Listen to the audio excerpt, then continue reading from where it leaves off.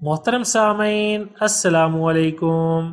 جو بچے دیر سے بولتے ہیں ان کے لیے ٹوٹکا، ان کو بادام کھلائیں۔ بوڑھی عورتیں یہ ٹوٹکا بتاتی ہیں، طوطا پالیں اور اس کا جھوٹا پھل کھلائیں، بچے بولنے لگیں گے۔ ہری مرچ کھانے سے زبان تیز ہوتی ہے۔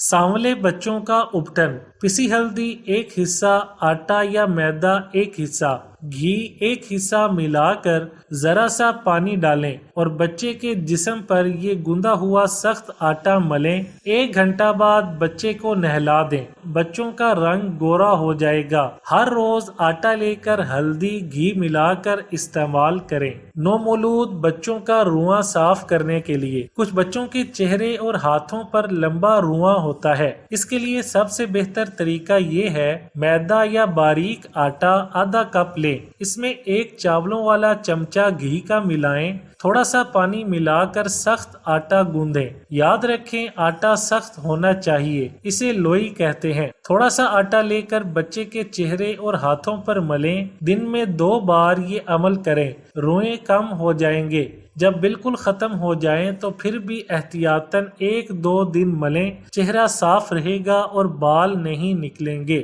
بچے کا سوکھا پن، 1 سیر وزنی گھیا لے کر اور اس کے ٹکڑے کاٹ کر 1 چھٹانک حب کلاں بھر کر کاٹا ہوا ٹکڑا اوپر جما کر گاچی کے لیپ سے کنارے بند کر دیں، پھر تنور کے بھوبل میں دبا دیں۔